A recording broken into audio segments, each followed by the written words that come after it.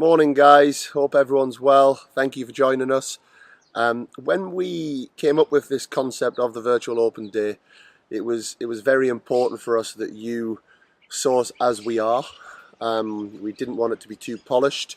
We wanted to be very open and honest with how the academy is and its imperfections. So you have one imperfection going past us right now, so I'll wait for that to go past in terms of the car. You have another imperfection here standing in front of you. This is what an academy director looks like at the end of a long week. A good week, but a long week. You know, lots of hours that go into it. And yeah, I don't have any makeup artists. I don't have anything, so you're going to get the bags under my eyes this morning. And also, behind us, we do have blue skies quite often, but as it's happened, as we've ran our open day, we have had a few hours and a couple of days of imperfect weather. But this is us. You know, it doesn't get a lot worse than this. We wanted to see you all. Wanted you to see it all in its full glory, or in not such as full glory. As for now, we're going to take you through. I'm just going to go through a little bit of an overview of how we work as an academy on the tennis side. Try and give you a little bit of an overview of how we structure that and how we look at player development. In terms of player development, the way that we look at it is a little bit like building a house. And if you think about building a house, you've got to get some real strong foundations in there to make sure that that house is going to stand the test of time.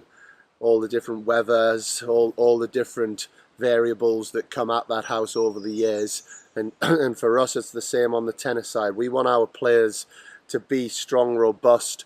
We want them to have good, smart, tactical knowledge. We want their technique to hold up at the best of times. And we want them to have really strong minds that are going to be, we know that it's a difficult life on the tennis tour or whatever level you play. So that's very much how we look at it. We see that more as academy side planning. So that is a role that I play within the academy as performance director. Just going to let the car go past again. To make sure that we are really accountable for making sure that we are teaching the skills that we believe, teaching and then training the skills that we believe any tennis player needs. You know, and that is more of a generic side, but to make sure we're getting those strong foundations in place. You'll hear a little bit about those later on. And then what we do on the more individualized nature, which obviously each house is individual, they'll have their own little quirks, their own little differences, and it's the same with tennis players. We're not trying to make just one size fits all tennis player. So each tennis player at the academy has a lead coach.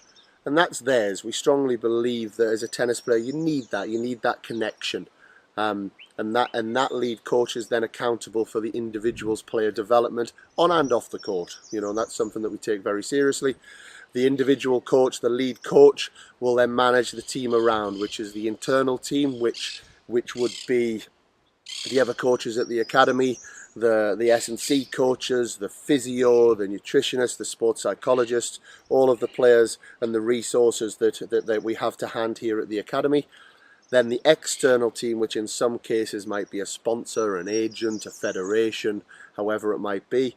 And then importantly, then the family network, and making sure that we have 100% positive energy, all working together as a team, driving that forward, to make sure then that what is being built is then the individual's game identity. And to do that, we first of all need to know where we are.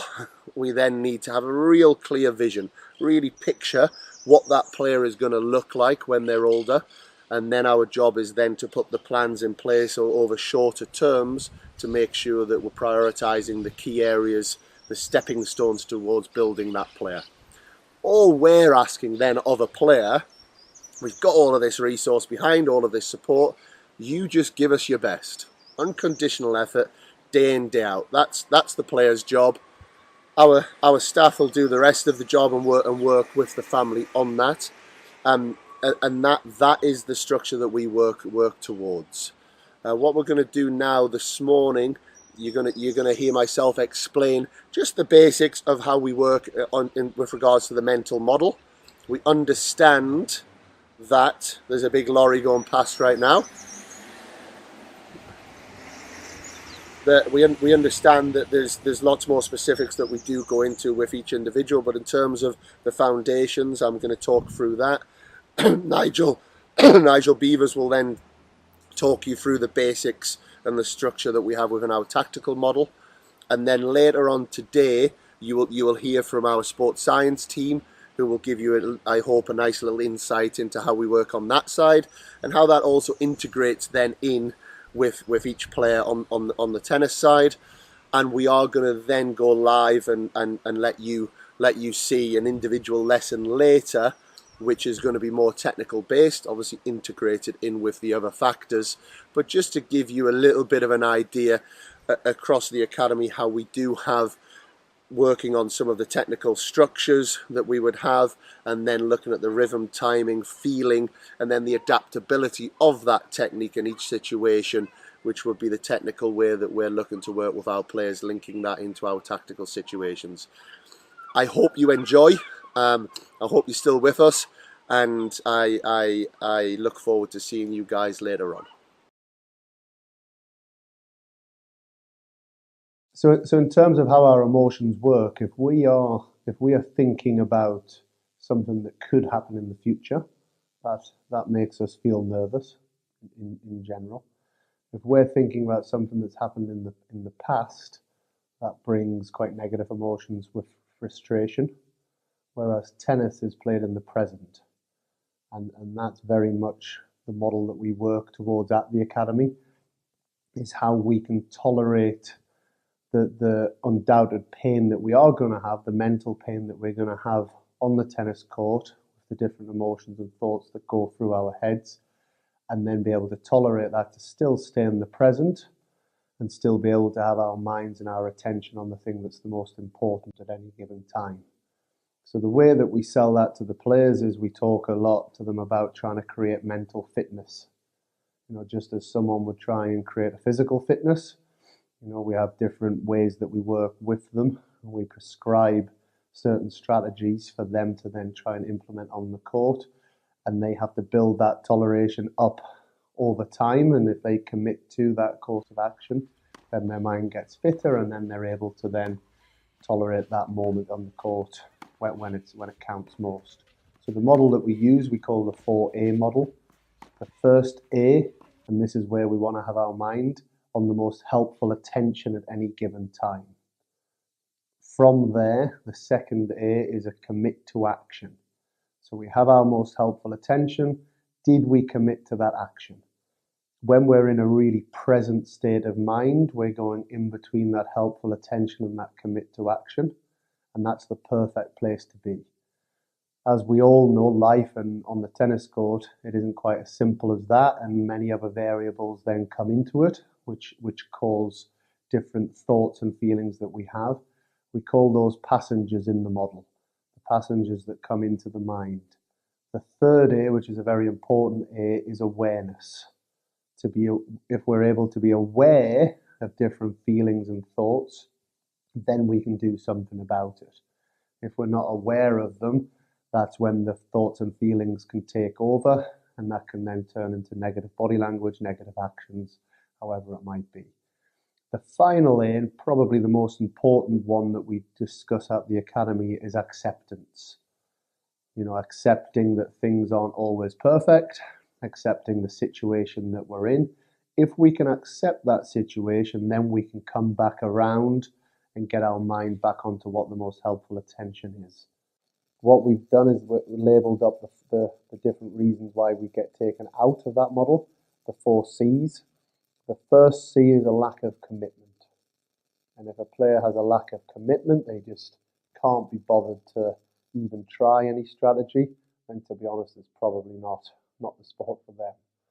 Lack of concentration is the second one. Lack of concentration, the mind is made to wander. Our mind is not made to have our attention on one little thing. It's made to wander around. That's very normal.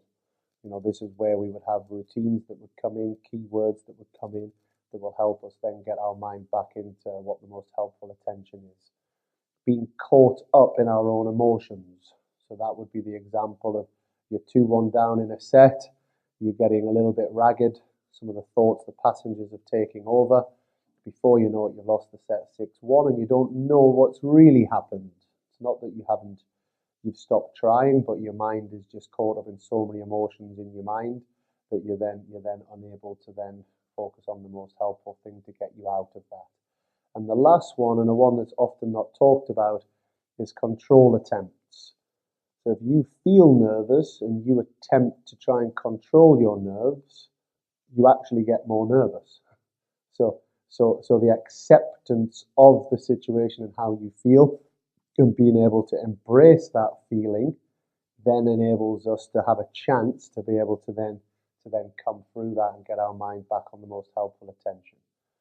But we're doing that work day in, day out. This is not something that we're just doing in the classroom. This is something that we're doing very practically with the players on the court, making sure they have their own personalised routines before matches, in between points, that can help them grow this. But as with anything, if you want to get stronger in the gym, you have to put the work in. You have to lift the weights. You have to run the sprints. You have to do the stretching. If you want to get mentally fitter, you have to do it. You have to put it into practice. You have to push yourself through those different areas and build a tolerance to it so you can keep your mind on the most helpful attention. At STA, we use a tactical model based on primary and secondary patterns of play, helping players to make better decisions, especially under pressure. The tactical model takes into consideration player strengths, opponents' weaknesses, scoreboard strategy, and the playing environment. We break the court down into 4 zones: A, B, C, and D. The first patterns we teach are the primary patterns, which are based on percentages from each of the 4 zones. In zone A, we teach to play primary pattern back to A in order for us to maximise our recovery back to a good solid central position. From B zone, we take into consideration the height of the ball. If we receive a short ball in A and it's below the height of the net, we encourage players to attack back to A. If we get a choice ball in this area, we encourage people to attack into C+. If the ball is high and we get pushed back, we still encourage people to play higher, a more tactical loop shot, forcing our opponent to move diagonally back across the court. Yeah.